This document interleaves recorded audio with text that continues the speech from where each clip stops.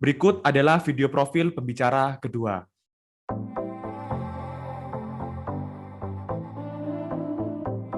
Seorang penulis yang memiliki cita-cita menjadi seorang menteri dan menjadi penulis yang mendunia ini telah memulai menulis sejak umur 8 tahun dan telah berhasil menulis 53 judul buku serta 9 skenario film di umurnya yang sangat muda, yaitu 15 tahun. Penulis ini berhasil mencantumkan namanya dalam penghargaan penulis KKPK berbakat sebagai pendatang baru terbaik pada tahun 2013 oleh Kementerian Pendidikan dan Kebudayaan Republik Indonesia. Berbagai lomba menulis berhasil diraih sejak belia. Di antaranya adalah menjadi juara lomba cerpen majalah Soca tahun 2014, karya terbaik lomba menulis tingkat nasional yang diadakan Kementerian Pendidikan tahun 2015, reporter cilik terbaik 2015 Media Indonesia dan Metro TV, mewawancarai presiden dan para menteri kabinet kerja dan pejabat negara lainnya. Penulis ini juga terpilih menjadi bagian tim penyusun modul anak dan remaja dalam membuat buku bertema nasionalisme yang dikeluarkan oleh Kementerian Pendidikan dan Kebudayaan. Pada tahun 2018, penulis ini meraih juara 1 penulis cerpen Asia yang diikuti oleh 20 negara dalam ASEAN Story Writing Challenge dan berhasil menerbitkannya di Frankfurt International Book Fair Germany 2018 dan peraih penghargaan Indonesian Youth Award 2020 dalam Indonesian Youth Potential Fest Kementerian Pemuda dan Olahraga.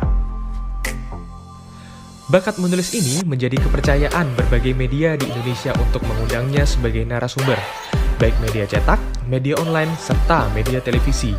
Tercatat, penulis ini menjadi narasumber di Net TV Indonesia Morning Show, Little VIP Metro TV 2017, live talk show Metro Plus Metro TV, narasumber kumpul keluarga di Dai TV, narasumber gerakan Ayo Menulis bersama Sinar Dunia, narasumber di acara live talk show Intermezzo di iNews TV, narasumber motivasi literasi di Sekolah Indonesia Kuala Lumpur 2018, narasumber talk show tokoh, opini dan peristiwa di Net TV, dengan tema Tokoh Inspiratif 2020. Tidak hanya mahir dalam menulis buku, penulis muda yang satu ini juga mahir dalam membuat skenario film.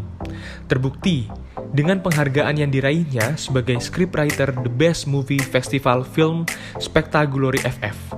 Pemenang sehari jadi pemimpin 2020 Girls Takeover yang men-take over posisi Najwa Shihab dan narasi TV.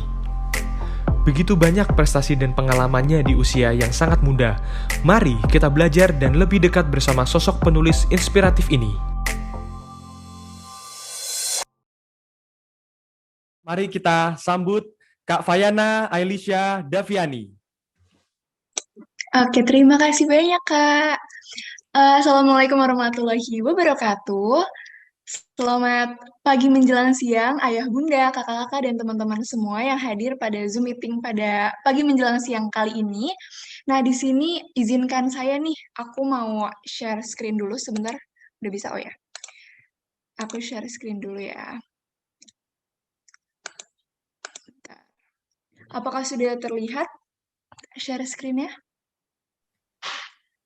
Sudah, Kak. Oke, terima kasih. Oke, bismillahirrahmanirrahim. Assalamualaikum warahmatullahi wabarakatuh. Kepada ayah bunda, kakak-kakak, dan teman-teman semua. Perkenalkan, nama aku Fayana Elisa Daviani. Di sini aku akan sharing-sharing aja nih mengenai pengalaman aku sejak aku mulai menulis, kemudian gimana sih tips dan trik dari aku untuk menjadi seorang penulis yang bisa menghasilkan income dan membius pembaca gitu. Nah, jadi tak kenal maka tak sayang ya, sama kayak Kak Madi tadi. Jadi nama aku Fayana biasa dipanggil Fayana, tapi kadang-kadang orang tuh suka kelibet ngomongnya jadi Fanaya, atau Y-nya jadi 2, atau N-nya cuma 1. Jadi panggilnya Fay aja juga nggak apa-apa. Aku lahir di Jakarta tanggal 6 Maret tahun 2005, jadi tahun ini sebenarnya besok Maret itu usia aku 16 tahun, dan aku masih kelas 10 di SMA Islam Dian Didaktika di Depok, Provinsi Jawa Barat. Hobi aku itu menulis cerita, menggambar, membaca, main musik, berorganisasi, dan masih banyak lagi hobi-hobi aku lainnya. Nah, ini ada singkat aja jejak langkahnya yang tadi sempat udah ditayangin sama kakak dari EduRich mengenai video profil singkat aku. Jadi di sini aku ringkas ulang sedikit aja. sedikit aja. Aku sekarang alhamdulillah bukunya baru aja nambah satu kemarin alhamdulillah. Jadi sekarang udah 54 buku dan aku, adalah salah satu Dewan Parlemen Remaja tahun 2020 yang diadakan oleh DPR RI. Kemudian juga aku beberapa kali alhamdulillah dari umur 7 tahun aku udah menjuarai berbagai lomba menulis mulai dari tingkat, kota, provinsi, nasional, bahkan alhamdulillah sempat di tahun 2018 di tingkat internasional, yaitu di tingkat Asianya gitu ya. Kemudian juga aku nggak cuma sekedar nulis novel atau cerpen aja, tapi aku juga nulis skenario film dan alhamdulillah baru aja nih nanti di akhir Februari aku menjadi sutradara dari cerita yang aku bikin sendiri. Kemudian juga aku mendapatkan anugerah TMPI dari Kementerian Pemberdayaan Perempuan dan Perlindungan Anak tahun 2017 dan lain sebagainya, ini bisa dibaca aja.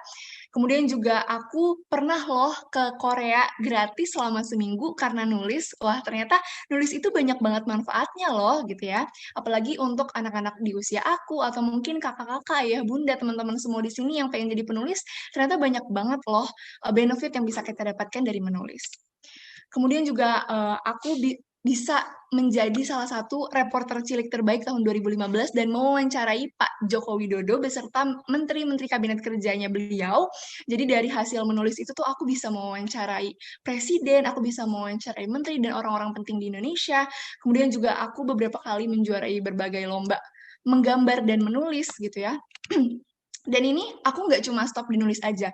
Jadi walaupun basic aku emang di nulis, tapi sebenarnya aku nggak stop di nulis aja karena kan yang namanya target itu harus lebih besar daripada yang ada apa yang udah kita dapatkan kan. Jadi aku ini juga ikut organisasi. Dari mana aku kenal organisasi? Lagi-lagi dari nulis loh. Jadi aku bisa kenal organisasi, aku bisa belajar public speaking, aku bisa belajar ilmu-ilmu lainnya itu sebenarnya dari nulis awalnya. Jadi alhamdulillah aku udah menjadi ketua umum dan sedang menjabat sebagai ketua umum Forum Anak Kota Depok. Forum Anak itu adalah organisasi semacam OSIS, tapi dia itu dibina langsung sama Kementerian Pemberdayaan Perempuan dan Perlindungan Anak. Dan kita itu membantu pemerintah untuk memperjuangkan hak-hak anak di Indonesia ini. Jadi aku menjadi ketua umum Forum Anak Kota Depok periode 2020 sampai 2022. Kemudian juga menjadi kepala divisi program Gen Smart Indonesia. Gen Smart ini adalah organisasi pendidikan untuk anak-anak dan remaja. Kemudian aku juga menjadi koordinator divisi database dan dokumentasi di Forum Anak tingkat nasional, jadi yang dibina langsung sama kementeriannya. Jadi pembina kami tuh dari ASDEP-nya, kemudian dari Ibu Menterinya gitu. Kemudian aku juga sempat menjadi wakil ketua OSIS di SMP aku periode 2018-2019 kemarin.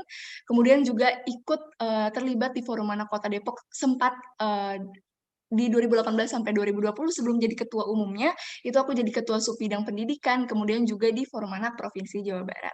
Lagi-lagi semua itu karena nulis.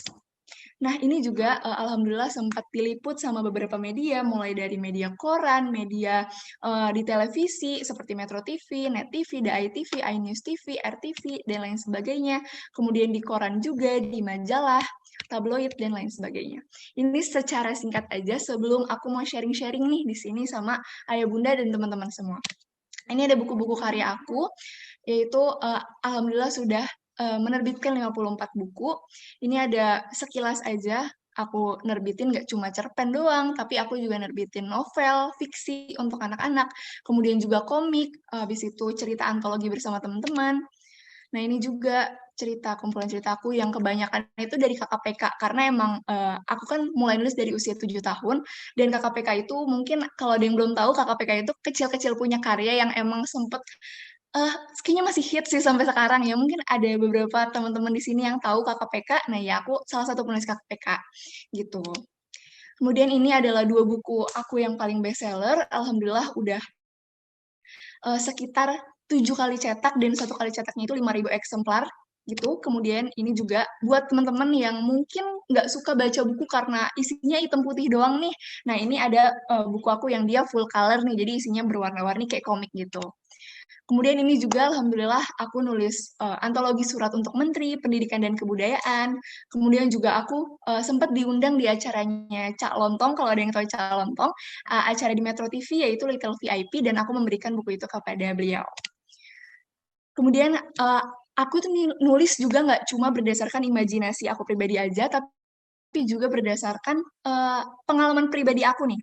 Jadi yang Hiking to Waterfall ini adalah salah satu buku yang aku ambil inspirasinya dari pengalaman aku sendiri, yaitu pengalaman aku pergi hiking ke situ gunung gitu.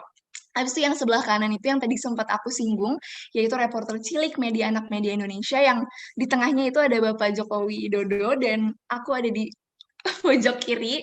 Bisa dilihat waktu itu aku belum menggunakan hijab ya, gitu. Dan kita waktu kita menjadi reporter cilik itu, kita apa namanya, mencatat nih poin-poin apa aja yang udah kita wawancarai bersama presiden, poin-poin apa aja yang kita dapatkan dari hasil mewawancarai menteri gitu.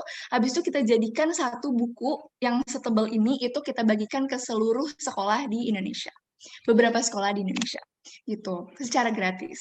Kemudian juga ada KKP Goes to Korea yang sempat tadi aku singgung. Kemudian yang di samping kanan itu adalah buku yang alhamdulillah di launching di Frankfurt International Book Fair di Jerman.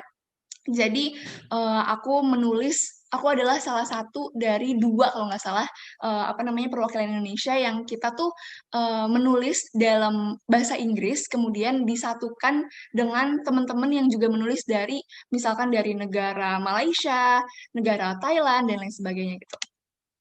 Kemudian juga ada Rahasia Raisa dan Langkah Meraih Mimpi. Ini adalah buku-buku aku yang terbaru yang di tahun 2020 kemarin. Kemudian ini juga ada buku yang nyambung nih, dia sequel gitu, seri sequel. Ada Adikku Pahlawanku dan Kakakku Pahlawanku. Nah, kita mau mulai masuk nih, aku mau mulai masuk untuk sharing-sharing ke ayah bunda dan teman-teman semua. Jadi aku bakalan sharing mengenai kenapa sih harus bisa nulis, kenapa harus mau nulis, kemudian informasi karya tulis apa aja sih yang sebenarnya digemari sama anak dan remaja, karena kebetulan kan aku masih 15 tahun nih sekarang, jadi aku ngerasain banget nih, gimana sih, seperti apa yang kita gemari itu seperti apa gitu. Nah, terus habis itu juga aku bakal sharing gimana cara aku bagi waktu dan juga motivasi dalam menulis. Nah, ini yang pertama. Kenapa sih harus bisa menulis? Sepenting apa sebenarnya menulis itu? Nah, jadi ada 6 dasar literasi. Jadi literasi itu sebenarnya nggak cuma baca tulis aja, tapi di sini aku bakalan fokus untuk literasi baca dan tulisnya. Jadi literasi itu ada 6 sebenarnya: numerasi, sains, digital, finansial, dan budaya dan kewargaan, kemudian juga ada baca dan tulis. Nah, di sini aku bakalan fokus untuk baca dan tulisnya. Bagaimana sih kita mencintai dunia literasi baca tulis dan kenapa kita harus mencintai dunia literasi itu sendiri? Karena berdasarkan studi yang bisa dilihat di PPT aku, studi Most Literate Nation in the World yang dilakukan oleh Central Connecticut State University pada 2016 lalu, Indonesia itu dinyatakan menduduki peringkat ke-60 dari 61 negara soal minat membaca. Jadi kebayang nggak sih, masih kurang banget nih, masih menjadi tantangan kita untuk meningkatkan minat baca kita di Indonesia ini. Karena literasi itu sebenarnya ada di sekitar kita loh, dan cakupannya sangat luas. Mungkin teman-teman aku yang masih ada, misalkan masih SMP atau masih SMA, atau mungkin kakak-kakak kuliah, atau mungkin di sini ada teman-teman dari SD, yang berpikir bahwa, nulis gitu doang, nulis cuma kayak orang introvert doang yang bisa nulis, kayak cuma diem doang di kamar, habis itu ada di depan laptop, cuma nulis, atau mungkin nulisnya dari buku gitu. Sebenarnya enggak loh, karena di sekitar kita itu aja adalah bagian dari literasi baca tulis, kayak kita bikin caption Instagram, habis itu kita baca artikel, kita belajar, kan buku-buku pelajaran itu kan rata-rata kan emang ya isinya pasti tulisan dong, jadi kan kita harus belajar untuk mencintai dunia literasi itu sendiri. Jadi sebenarnya emang cakupannya sangat luas dan sebenarnya dari sekitar kita, cuma kitanya aja yang sebenarnya belum menyadari bahwa isi dari dunia kita itu adalah ya baca tulis itu sendiri gitu. Baca tulis adalah kemampuan yang sangat diperlukan di masa depan. Karena aku percaya apapun profesi kita di masa depan, kemampuan menulis itu akan sangat berguna. Kayak contohnya menjadi dokter, kemudian menjadi insinyur, menjadi guru. Kemampuan baca tulis itu akan sangat berguna karena kayak kita kuliah, kita sekolah, kita melakukan suatu penelitian, itu kan pasti butuh kemampuan untuk baca dan tulis. Jadi sebenarnya sangat berguna banget gitu. Dan sebenarnya baca dan tulis itu adalah hal yang menyenangkan loh gitu. Karena kalau nggak menyenangkan, aku nggak akan ada di sini untuk menginfluence ayah bunda dan teman-teman semua gitu. Harus mulai dari mana sih? Gimana sih caranya? Mungkin buat yang aku pengen bisa mencintai dunia literasi, tapi aku bingung mulai dari mana karena udah terlanjur ada pikiran nggak suka, terlanjur ada pikiran, aduh aku nggak bisa nih gitu. Nah, kita bisa mulai dari hal-hal yang kita suka. Misalkan kayak, pengen coba deh mau baca buku buku, misalkan aku sukanya tentang petualangan gitu, nggak apa-apa baca buku tentang petualangan yang masih tipis-tipis aja, karena kita tuh bisa karena terbiasa gitu. Jadi atau mungkin misalkan males deh beli buku yang fisik atau bisa baca di Wattpad gitu kan ya. Terus habis itu bisa baca dari artikel-artikel. Jadi kita biasakan aja dengan hal-hal kecil yang kita sukai. Karena kita bisa karena terbiasa. Jadi jangan menaruh mindset nih kayak aku tuh nggak bisa, aku tuh udah benci banget sama nulis, kayak nulis tuh ngapain sih, gabut banget nulis gitu. Sebenarnya enggak, karena menulis itu yang tadi aku udah bilang sangat banyak banget manfaatnya, sangat banyak banget benefitnya. Nanti aku bakalan share juga suka duka menjadi seorang penulis gitu. Jadi kita juga bisa nih bergaul dengan orang-orang yang bisa memotivasi kita akan hal yang positif. Jadi bergaul dengan penulis juga mungkin, atau bergaul dengan orang-orang yang suka baca gitu. Dengan kayak gitu kita akan terinfluence dengan orang-orang tersebut gitu. Jadi kita mulai aja nih dari hal yang kecil karena semua itu perlu proses. Nah, ini yang kedua nih, informasi karya tulis yang digemari anak dan remaja, khususnya untuk teman-teman aku nih yang mungkin ada di Zoom meeting kali ini juga, atau mungkin ayah bunda yang pengen nih buah hatinya disuruh baca, tapi kok susah banget gitu ya. Nah, di sini ada beberapa informasi karya tulis yang digemari oleh anak dan remaja. Sebenarnya itu adalah relatif ya. Karena aku pribadi, itu aku sukanya tuh fiksi. Terus habis itu aku sukanya baca-baca artikel dari Google gitu. Mungkin berbeda sama teman-teman aku. Mungkin teman-teman aku ada yang sukanya baca komik, atau ada yang sukanya malah baca Wattpad, atau ada yang sukanya baca-baca buku yang lain, misalkan dari informasi Instagram gitu. Jadi sebenarnya itu semua relatif dan tergantung dari teman-teman itu sendiri gitu. Nah, ini aku ada tips dalam memilih buku bacaan. Jadi yang pertama adalah memilih tema yang disukai. Tema itu ada banyak banget, kayak misalkan nih, aku mau baca buku, kira-kira buku yang lagi pengen aku baca yang tentang apa ya? Misalkan tema persahabatan, atau enggak tema tentang keluarga, atau misalkan tema tentang lingkungan, gitu. Jadi pilih tema yang disukai, karena kalau misalkan kita nggak suka kan kita nggak akan seneng dong ngejalaninnya. Jadi pilih tema yang paling kita sukai, gitu. Kemudian yang kedua adalah menyesuaikan jenis genrenya. Kayak tadi tuh, genre, tema sama lah ya. Terus misalkan lagi pengen tentang petualangan, misalkan tentang buku-buku fiksi, atau mungkin pengen buku-buku biografi gitu juga nggak apa-apa. Mulai aja dengan hal yang disukai. Kemudian membaca sinopsis bukunya. Biasanya kan kalau misalkan beli buku fisik gitu ya, karena kan aku cenderung jual bukunya itu memberikan karya aku kepada penerbit yang menjual secara fisik gitu ya. Aku belum pernah soalnya menaruh di Wattpad gitu tuh aku jarang. Jadi aku lebih ke yang buku fisiknya. Jadi di sini aku singgung yang buku fisiknya dulu aja ya. Kayak kan di belakangnya tuh suka ada sinopsisnya ya. Nah, itu bisa dibaca dulu tuh kayak semenarik apa sih buku ini? Sebenarnya buku ini tentang apa sih? Nah, bisa dibaca dari situ. Kalau misalkan teman-teman ayah bunda tertarik, nah bisa tuh dibeli bukunya. Karena kita sekali lagi bisa karena terbiasa. Sedikit demi sedikit lama-lama menjadi bukit gitu. Nah, ini keseharian penulis. Jadi aku mau sharing nih, gimana sih keseharian aku menjadi seorang penulis. Dan di sini aku mau sharing-sharing pengalaman secara singkat aja. Jadi aku itu gimana sih awalnya bisa terjun ke dunia kepenulisan. Jadi awalnya tuh aku hobi baca loh, ayah bunda teman-teman semua. Aku tuh dari hobi baca, aku jadi hobi nulis gitu. Jadi waktu aku masih bayi, aku tuh suka banget dibacain sama mamah aku buku-buku yang buat bayi yang tebel itu, tahu kan ya? Nah itu didongengin gitulah istilahnya waktu aku masih bayi itu. Jadi dari aku didongengin, dari aku dibacain sebelum aku tidur, akhirnya kan aku jadi terpapar nih ya, wah apa nih, benda apa nih, aku pengen gitu. Terus akhirnya setelah aku usia 3 tahun, aku udah bisa baca dan tulis sendiri, akhirnya aku diajak ke toko buku untuk beli buku aku sendiri. Aku tuh suka banget dulu waktu masih aku TK, waktu aku masih umur 3-4 tahun gitu, aku tuh suka banget baca-bacain ensiklopedia. Jadi di atas di gudang itu banyak banget ensiklopedia yang menjadi buku-buku pertama aku nih yang aku beli gitu. Habis itu aku mulai beranjak ke beli buku fiksi, habis itu belajar untuk nulisnya gitu. Karena kan dari baca tuh jadi suka nulis gitu loh. Kayak aku baca nih, misalkan ada teman aku nih yang dia juga seorang penulis, terus aku kayak, ih keren banget, bukunya bisa diterbitin, bisa dibaca sama aku, bisa dibaca sama orang gitu. Aku juga mau nerbitin buku kayak gini gitu. Jadi akhirnya dari aku suka baca itu, akhirnya aku suka nulis. Dan kebetulan di tahun 2013 itu, waktu aku kelas 2 SD, sekitar 7 tahun gitu, ada lomba KKPK Jusmi, temanya aku dan hobiku. Nah, waktu itu aku suka banget nih sama sulap. Aku hobi sulap tuh waktu itu, kelas 2 SD. Karena ada ekskul di sekolah, ekskul sulap gitu. Terus akhirnya aku iseng aja kan ikutan.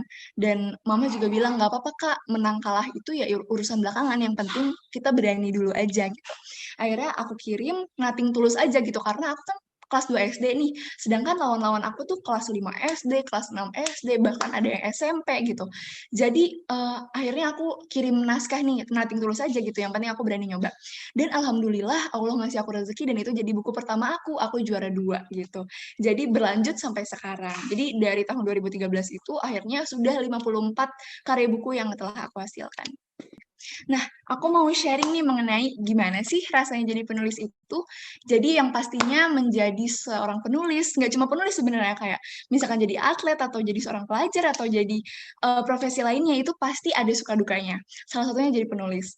Nah, jadi sukanya tuh apa sih? Yang pastinya yang pertama menyenangkan karena aku tuh nulis itu tujuannya bukan apa namanya hanya mendapatkan income aja atau mungkin cuma hanya untuk terkenal aja gitu. Tapi aku seneng karena aku tuh bisa nuangin ide-ide aku dalam bentuk tulisan gitu. Dan aku juga bisa mendapatkan banyak banget pengalaman baru. Aku belajar organisasi dari nulis, aku belajar public speaking dari nulis, aku bisa kenal banyak relasi itu dari nulis gitu. Jadi sebenarnya banyak banget manfaat dari menulis itu sendiri gitu. Bisa memperluas networking, dapat teman-teman baru, aku bisa ikutan parlemen remaja, bisa ikutan girls takeover, bisa ikutan lomba-lomba nulis yang lain, bisa ngajarin teman-teman aku, dan itu adalah suatu kebanggaan dan kehormatan tersendiri untuk bisa memberikan ilmu baru kepada teman-teman sendiri. Kemudian juga bisa dikenal banyak orang, bisa jalan-jalan gratis ke luar negeri seperti yang tadi udah aku jelasin sebelumnya, sempat aku singgung, dan bisa menghasilkan income atau uang sendiri. Jadi alhamdulillah aku udah nggak terlalu repot nih untuk apa namanya minta orang tua aku untuk ngasih aku uang gitu. Jadi alhamdulillah udah bisa jajan sendiri dan bisa membantu orang tua aku gitu dan bisa membanggakan kedua orang tua aku. Tapi dukanya adalah di mana membagi waktunya nih. Nah, di sini nanti aku bakalan jelasin gimana sih cara aku untuk bisa membagi waktu. Nah, next, nggak bisa, ntar. Nah, ini jadi aku mau jelasin sedikit mengenai time management aku. Jadi aku tuh ada 3 cara, banyak banget teman-teman aku yang kayak, Fai, kan kamu masih kelas 10, kan kamu punya organisasi banyak banget, tapi kok bisa tetap nulis, bisa tetap produktif gitu, gimana caranya gitu. Jadi yang aku tuh punya 3 cara yang selalu aku kasih tahu ke teman-teman aku. Yaitu adalah yang pertama adalah untuk bikin skala prioritas. Nah, skala prioritas itu kayak gimana? Kayak gini. Jadi kita tuh tahu apa namanya urgensi yang harus kita lakukan gitu. Kayak contohnya nih, aku harus tahu mana yang penting dan mendesak, mana yang nggak penting tapi mendesak, mana yang mendesak tapi nggak penting, dan mana yang nggak penting dan nggak mendesak. Jadi aku harus tahu nih, misalkan aku punya 4 kegiatan, misalkan aku harus belajar, aku harus punya hak bermain, aku harus nulis, dan aku harus mimpin rapat karena aku ketua organisasi misalkan. Dari 4 hal ini mana yang paling penting, mana yang nggak bisa diduain gitu istilahnya. Oh, misalkan belajar misalkan, karena mungkin aku seorang pelajar kan pastinya yang kewajiban aku ya bukan lain adalah belajar gitu. Jadi ya mungkin aku belajar dulu nih. Terus habis itu setelah belajar, aku harus ngapain nih? Oh, misalkan aku harus mimpin rapat karena itu adalah kewajiban aku sebagai seorang ketua udah amanah nih. Terus habis itu yang ketiga yang mana? Oh, mungkin nulis nih. Oh, nulis karena udah dikejar deadline misalkan, atau oh itu udah menjadi hal yang aku sukai, jadi aku mau nulis aja deh. Terus habis itu baru deh yang keempat bermain. Jadi lebih ke gimana ngatur waktunya dan bikin skala prioritas itu sendiri. Kemudian aku punya buku tebel segini nih. Contohnya kayak gini, tapi ini bukan buku target aku. Jadi sekitar segini bukunya. Dan isi bukunya itu adalah target-target dan jadwal-jadwal harian aku. Jadi aku tuh punya buku yang isinya kayak misalkan nih tanggal 13 hari ini jam 8 sampai jam 12 misalkan aku jadi pembicara di EduReach ini bersama teman-teman. Terus habis itu nanti jam 2 sampai jam 3 aku mau mimpin rapat program nih. Terus habis itu jam 5 sampai jam 6 aku mau mimpin rapat forum anak misalkan. Jadi aku nih tahu jadwal-jadwal harian aku, target-target aku hari itu tuh aku mau ngapain gitu. Kalau misalkan males untuk nulis di jurnal, mungkin bisa bisa nulis di notes HP atau dimanapun. Jadi lebih belajar untuk terstruktur gitu. Kemudian belajar untuk fokus. Ini yang juga lagi aku pelajarin karena walaupun ada banyak kegiatan, walaupun kegiatannya bersamaan gitu ya, berbarengan di satu hari yang sama, tapi harus belajar untuk fokus. Karena banyak banget teman-teman aku yang kayak dia ikutan OSIS, tapi dia harus belajar juga kan. Misalkan kayak dia adalah pengurus OSIS, misalkan dia ketua OSIS gitu ya. Tapi di satu sisi dia adalah seorang pelajar yang tugasnya lagi banyak-banyaknya nih PJJ. Dia harus ngapain? Dia nggak bisa fokus. Jadinya kan setengah-setengah nih. Nah, kita harus belajar untuk fokus kayak ya udah selesaiin dulu deh jam segini selesaiin OSIS. Terus habis itu kalau misalkan udah jam segini selesai nggak selesai, pindah ke belajar gitu. Jadi kita mendapatkan semuanya secara maksimal, sama-sama maksimal nih. Jadi kita belajar untuk fokus. Nah, ini untuk time management nulisnya ada di bawahnya. Jadi kayak kadang-kadang tuh aku suka dapet ide tiba-tiba gitu kayak aku lagi jalan, aku lagi kayak main HP, scroll Instagram, tiba-tiba aku dapet ide. Nah, caranya itu adalah untuk nulis di notes HP atau nulis di Word gitu. Aku punya kayak satu dokumen isinya tuh kayak isi ide-ide aku aja gitu karena yang namanya ide tuh mahal banget. Jadi kayak kalau misalkan kalian tiba-tiba dapet ide, teman-teman dapet ide, langsung tulis gitu. Nanti tiba-tiba kalau misalkan emang udah siap untuk nulis, baru ditulis idenya. Karena biasanya tuh time management aku untuk nulis adalah aku tuh nulis saat weekend. Jadi kalau misalkan lagi sekolah kan, apalagi lagi PJJ kayak gini kan, aku nggak bisa dong kayak nggak fokus. Aku setengah jiwanya di sekolah, tapi setengah jiwanya lagi aku lagi nulis gitu kan. Jadi aku nulisnya saat weekend nih, saat-saat kayak gini, liburan atau setelah belajar. Jadi harus tentuin target juga nih, belajar untuk disiplin. Kemudian ini yang terakhir, jadi membaca dan menulis adalah kegiatan yang sangat menyenangkan loh. Kok bisa menyenangkan gitu? Karena sebenarnya menulis itu nggak melulu soal materi gitu, tapi lebih ke bagaimana kita bermanfaat untuk orang lain, bagaimana kita bisa memotivasi banyak orang, bagaimana kita bisa menginfluence orang-orang untuk melakukan positive vibes, untuk melakukan hal-hal yang baik, untuk melakukan hal-hal yang positif gitu. Jadi sebenarnya nggak melulu soal materi, nggak melulu bagaimana kita mendapatkan income. Mungkin iya, apa namanya, ini adalah bisa menjadi salah satu peluang kita nih untuk mendapatkan income, untuk mendapatkan penghasilan yang bisa membantu orang tua, bisa membantu teman-teman kita gitu.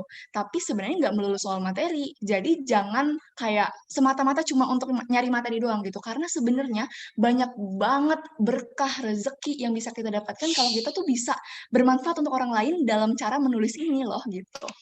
Sebenarnya yang dibutuhkan tuh apa sih? Yang pertama tuh pastinya niat dan kemauan dalam menulis. Aku tuh selalu bilang sama teman-teman aku yang pengen nulis dari pemula nih ya, kayak dia nanya, "Fa, gimana sih? Aku pengen coba nulis, tapi pelan-pelan ya," dia bilang gitu. "Iya, nggak apa-apa," aku bilang gini sama dia, "Kamu ini aja, kamu tentuin dulu tujuan kamu untuk nulis tuh apa," gitu. Kenapa aku minta dia untuk nentuin tujuan dia? Karena, yang namanya melakukan sebuah kegiatan itu kan pasti ada rasa jenuhnya. Pasti kita pernah berada di titik jenuh di mana kita melakukan sesuatu tuh kayak, "Ih bosen lama-lama," gitu, atau kayak, "Ih kok lama-lama jadi kayak nggak biasa," gitu ya, maksudnya jadi bosenan, terus jadi nggak mood gitu. Jadi kita pasti akan berada di titik puncak di mana kita merasa jenuh melakukan kegiatan, salah satunya menulis gitu. Tapi ketika aku lagi merasa jenuh, aku tuh selalu inget sama tujuan sebelumnya aku untuk nulis. Kayak misalkan aku tujuannya untuk nulis adalah untuk memotivasi orang lain. Misalkan kayak aku nulis tentang persahabatan yang nggak boleh berantem gitu. Contoh contoh dasarnya kayak gitu ya. Jadi aku memotivasi orang, tujuan aku adalah untuk memotivasi orang agar mereka nggak berantem dalam suatu persahabatan gitu. Nah itu kan adalah tujuan aku kan. Jadi ketika aku berada di titik jenuh dan aku melihat kembali tujuan aku untuk nulis itu, aku jadi kayak, oh ternyata dulu aku seperjuangan ini ya untuk nulis, ternyata aku udah sejauh ini ya gitu. Jadi dengan aku punya niat dan kemauan dan tujuan itu, aku jadi sadar, aku jadi balik lagi, aku jadi ingin balik lagi untuk nulis gitu. Karena kita harus tetap semangat dan pantang menyerah gitu. Karena yang namanya seorang penulis itu, apalagi penulis yang di penerbitan kayak aku ya, itu tuh nggak semua cerita kita itu bisa diterima. Jadi bisa aja ada peluang kita untuk ceritanya nggak terima. Tapi kalau ceritanya nggak diterima itu bukan berarti jelek, atau bukan berarti kayak, ih cerita lo jelek, jadi nggak gue terima gitu. Enggak. Sebenarnya adalah di mana kita harus memperbaiki lagi, gimana kita mengevaluasi cerita kita, apakah misalkan konfliknya kurang greget, atau mungkin kayak judulnya kurang bagus gitu. Jadi kita mengevaluasi diri, karena yang namanya perjalanan jalan menjadi seorang penulis itu adalah proses. Kemudian selesaikan apa yang sedang ditulis, yaitu bikin target, kayak contohnya nih, aku hari Sabtu Minggu ini kan libur nih, hari Sabtu ini aku mau nyelesain 3 halaman, terus habis itu besok aku mau nyelesain 5 halaman, karena hari Minggu gitu. Jadi bikin target dan selesaikan apa yang lagi ditulis. Kemudian harus cari ide yang unik karena ide itu mahal, kemudian jangan lupa untuk berdoa gitu. Itu untuk basicnya. Nah ini sebenarnya singkat aja, kayaknya teman-teman ayah bunda dan kakak-kakak udah pada tahu semua lah ya. 7 elemen naskah, ada tema, ada sudut pandang, ada tokoh, ada dialog, konflik, setting, sama ending. Ini biasanya ya dipelajarin di bahasa Indonesia atau banyak banget kok artikel yang memuat soal ini gitu. Ini 7 elemen naskah versi aku.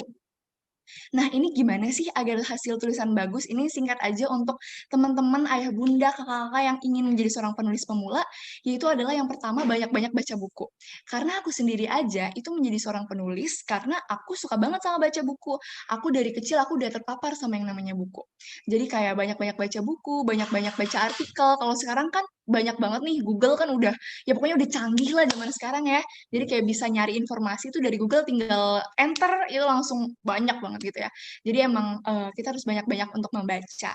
Kemudian idenya harus unik dan nggak pasaran, jadi nggak mainstream gitu idenya. Kayak contohnya ceritanya misalkan cuma kayak Budi pergi ke pasar bersama ibu, itu kan kayak pasaran banget gitu ya, maksudnya kurang greget gitu, nggak ada konfliknya. Misalkan mungkin ditambahin Budi tiba-tiba dikejar anjing di jalanan gitu ya, jadi kita harus ngasih ide konflik yang unik, yang nggak mudah ditebak sama pembaca.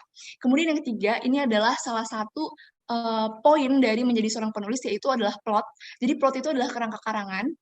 Jadi kerangka karangan itu adalah, misalkan nih aku mau bikin novel, terus habis itu aku bikin plot dulu nih. Jadi plotnya itu isinya apa aja, misalkan kayak bab satu, contohnya aku mau nulis apa nih, perkenalan misalkan. Bab 2 mau masuk konflik, misalkan kayak dia ketemu sama temen yang mengkhianati dia gitu. Terus bab 3 apa, sampai bab terakhir, sampai bab 10 atau mungkin mau bikin sampai bab 15, nggak apa-apa gitu. Jadi yang penting kita tahu nih, kerangka karangannya gitu, agar nanti di tengah jalan tuh nggak buntu. Karena salah satu kegunaan plot adalah untuk menghindari writer block.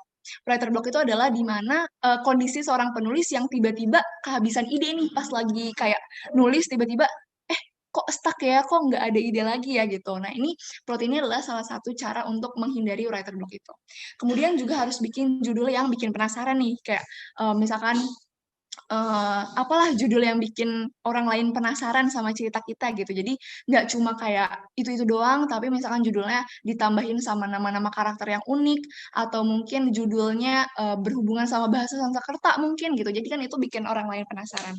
Terus habis itu harus ada konflik ceritanya yang tadi udah aku singgung, kemudian karakter tokohnya juga menarik, pesan moral dan maknanya yang baik di dalam sebuah cerita karena untuk memotivasi orang lain juga, bermanfaat untuk orang lain, dan juga harus rajin latihan menulis. Jadi setidaknya kita konsisten nih, kayak sehari kita harus bisa menyelesaikan misalkan satu paragraf. Kalau nggak bisa satu paragraf nggak apa-apa, misalkan 3 kalimat aja. Yang penting kita tuh konsisten untuk membiasakan diri untuk menulis. Jadi harus rajin untuk latihan nulis. Gitu. Nah ini sepertinya udah slide-slide terakhir.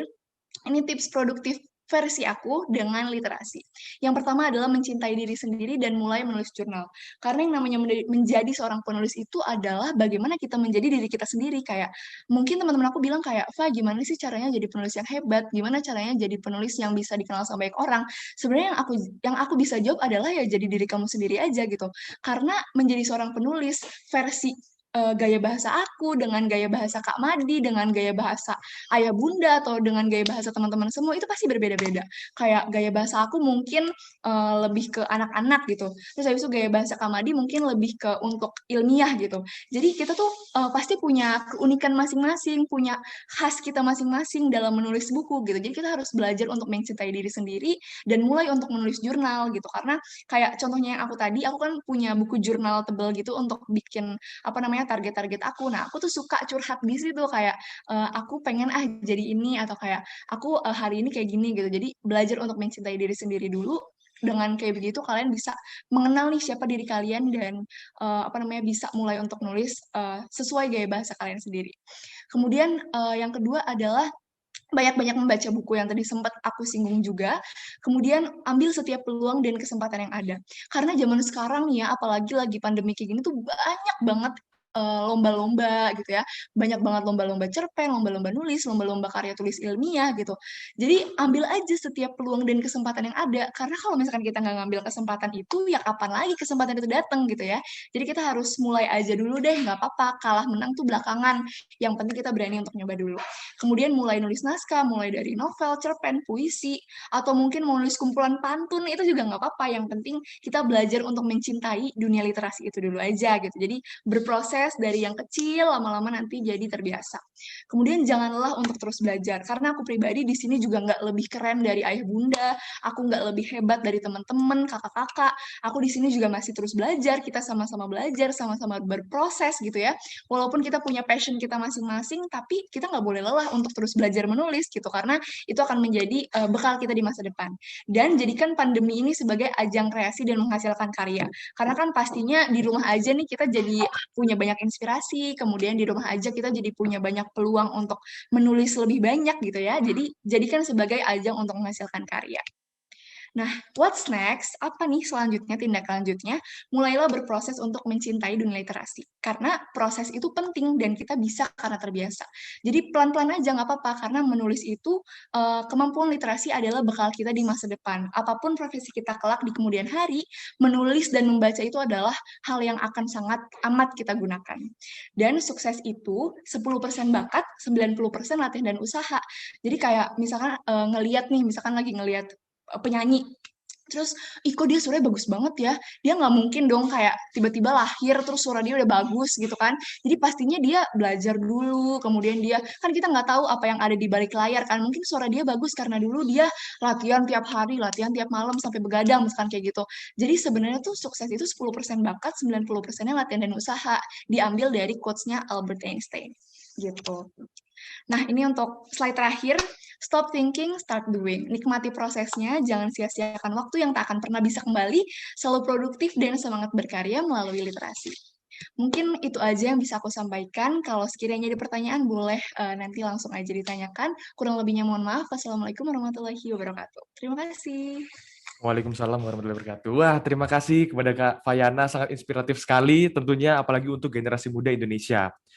Nah, bagi Bapak atau Ibu yang memiliki pertanyaan, kita buka 2 pertanyaan kepada Kak Fayana. Silakan menggunakan fitur raise hand, maka tim kami akan meng-unmute Bapak atau Ibu penanya. Terima kasih.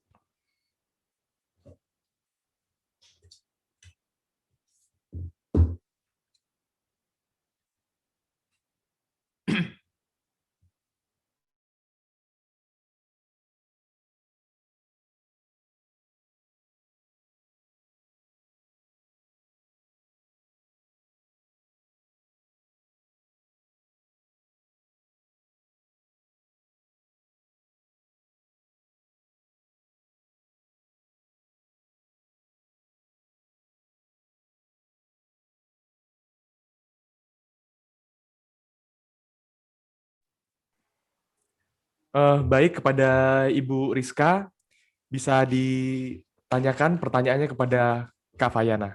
Terima kasih. Baik, Kak Fayana, saya mau bertanya. Nah, jadi kan suara saya bisa didengar jelas. Ya, bisa, Kak. Jadi kan saya sekarang lagi proses nerbitin buku antologi gitu sama teman-teman komunitas. Nah, jadi kayak mana sih cara kita menarik khalayak ramai supaya mereka mau tertarik untuk membeli buku kita? Begitu, Kak. Terima kasih. Terima kasih atas pertanyaannya. Nah, jadi gimana sih caranya untuk menarik pembaca gitu ya? Apalagi lagi masa pandemi kayak gini, kok kelihatannya kayak susah untuk menarik orang untuk bisa baca gitu ya. Nah, jadi sebenarnya kalau saran dari aku pribadi adalah kita harus gunakan strategi marketing kita dengan sangat baik. Karena apa namanya, masa pandemi kayak gini itu kan emang adalah tantangan kita bersama gitu ya. Nggak cuma 1-2 orang aja yang dirugikan, nggak cuma presiden doang, nggak cuma aku doang, nggak cuma kakak-kakak doang gitu. Jadi sebenarnya semua orang juga merasakan hal yang sama. Jadi gimana sih caranya untuk menarik pembaca untuk bisa membaca cerita kita? Yang pertama adalah cari judul yang menarik. Karena judul itu adalah kayak ibaratnya bisa menjadi core dari cerita kita itu. Walaupun isinya ya pasti menarik misalkan, tapi kalau misalkan judulnya biasa aja gitu, kan orang-orang kayak, ih kok kayak biasa aja gitu judulnya gitu ya. Jadi mungkin bisa dimulai dari mencari judul yang menarik. Kayak misalkan contohnya aku sempat apa namanya bikin buku Langkah Meraih Mimpi. Atau misalkan contohnya buku-buku dari sastrawan-sastrawan itu kan banyak tuh judul-judul yang menarik tuh kayak bukunya Terelie, kemudian buku-bukunya Andre Hirata, itu kan judul-judulnya kan menarik-menarik banget kan, yang bener-bener orang lain tuh nggak bisa tebak isinya tuh apaan ya gitu. Jadi harus bikin judul yang bisa menarik perhatian para pembaca. Kemudian yang kedua juga kita bikin cerita dan konflik yang menarik gitu. Kayak kita harus bikin isi ceritanya tuh jadi lebih hidup gitu, jadi lebih menarik untuk diberikan kepada para pembaca. Karena kalau misalkan kayak nggak ada konfliknya, kayak yang tadi udah sempat aku bilang, itu kan kayak, ah bosen nih lama-lama gitu ya kan, kurang menarik gitu. Jadi yang pertama adalah untuk bikin judul yang menarik, agar nanti pas orang lihat cover bukunya atau cover judulnya gitu ya, itu kayak, ih bukunya tentang apa nih? Jadi penasaran, pengen baca gitu. Habis itu dibaca sinopsisnya, ternyata konfliknya bagus, akhirnya dibeli deh, akhirnya dibaca sama pembaca gitu. Jadi harus tingkatkan strategi marketingnya juga, melakukan pendekatan-pendekatan, relasi kepada banyak orang, kayak misalkan dari saat ini nih bisa mencari teman-teman baru, bisa mencari relasi-relasi baru dari EduReach, dari teman-teman di sini, mungkin kayak nanti kenalan sama ayah bunda di sini juga, habis itu promosi mengenai karya tulis teman-teman, itu juga nggak apa-apa. Jadi kita harus memperluas relasi kita agar nanti yang baca tuh juga banyak gitu. Terus habis itu judulnya menarik, konfliknya menarik, karakternya menarik, dan harus ada pesan moralnya juga. Kurang lebih kayak gitu. Apakah bisa menjawab? Semoga bisa menjawab ya. Kalau ada yang kurang jelas, boleh ditanyakan lagi. Terima kasih. Terima kasih banyak kepada Kak Fayana atas jawabannya dan Kak Siska atas pertanyaannya. Nah, ini ada pertanyaan nih dari Kak Meliani, Kak Fayana dari Xinjiang University. Pertanyaannya adalah, bagaimana membuat karangan cerita anak tetapi kalimatnya luwes atau tidak kaku? Oke, terima kasih. Boleh aku jawab ya? Ya. Terima kasih pertanyaannya. Jadi gimana bikin cerita anak yang nggak kaku bahasanya gitu ya, gaya bahasanya. Nah, jadi adalah kalau dari saran aku pribadi, banyak-banyak baca sekali lagi. Karena kita tuh nggak akan pernah tahu gaya bahasa seorang penulis anak sampai kita menyentuh gimana sih cara gaya bahasa dia. Walaupun tadi aku sempat bilang kita bakalan punya gaya bahasa kita sendiri, kita bakalan punya ciri khas kita sendiri. Tapi kalau misalkan kita mau bikin misalkan buku anak atau misalkan buku remaja, kita kan harus tahu kan mereka tuh suka gaya bahasa yang seperti apa. Nah, kita tuh harus survei, kayak misalkan banyak-banyak baca artikel, banyak-banyak beli buku anak misalkan, agar kita bisa cari referensi, oh ternyata aku harus bikin gaya bahasanya nih kayak gini gitu. Atau cari-cari diksi baru yang kira-kira tuh anak lebih paham gitu. Jadi sebenarnya banyak-banyak baca buku, banyak-banyak survei, banyak-banyak baca artikel, dan misalkan nih contohnya, aku tuh sering banget nih, ini pengalaman aku pribadi. Jadi misalkan aku nulis buku anak nih, kan aku salah satu spesialis, bukan spesialis ya, cuma maksudnya kayak aku kebanyakan nulisnya itu di buku anak. Jadi aku nih sering banget kalau misalkan aku baru selesai nulis atau aku baru aja menerbitkan buku baru nih misalkan. Terus aku nih ngasih ke teman aku yang seumuran, terus aku suruh dia baca. Kayak coba dong kasih aku masukan, kira-kira aku kurang di mana, kira-kira kamu ngerti nggak sama ceritanya gitu. Terus nanti dia kasih masukan kayak, oh Fai, gue nggak ngerti di bahasa ini nih, gue nggak ngerti di konflik yang ini nih gitu. Jadi dengan kita adakan survei, kita adakan kayak evaluasi untuk teman-teman sendiri gitu ya, itu akan memberikan masukan dan evaluasi kepada kita untuk kedepannya bisa lebih baik lagi untuk membuat buku anak. Jadi yang pertama itu baca artikel, kemudian banyak-banyak survei, banyak-banyak beli buku anak, dan juga evaluasi kepada orang-orang terdekat. Gitu kalau dari aku. Terima kasih. Nah, terima kasih kepada Kak Fayana atas jawabannya, dan terima kasih juga kepada Kak Rizka dan Kak Meliani atas pertanyaannya. Nah, apa yang disampaikan oleh Kak Fayana mengingatkan saya kepada seseorang host, yaitu Cokro Aminoto, di mana beliau berkata, menulislah seperti wartawan dan bicaralah seperti orator. Jadi prestasi di bidang menulis dari Kak Fayana yang masih belia ini sangat mengagumkan karena telah menulis sebanyak 54 buku dan bahkan pernah menjadi reporter cilik terbaik saat mewawancarai presiden dan para menterinya. Serta cara penyampaiannya Kak Fayana dalam menyampaikan ilmu kepada kita sangatlah memberikan energi positif. Nah, kepada Bapak Ibu sekalian, kita telah tiba di penghujung acara. Namun, sebelumnya mohon untuk mengisi link feedback form yang telah di-share pada kolom komentar dan WhatsApp group karena akan menjadi acuan untuk penugasan, pengunduhan e-sertifikat dan modul.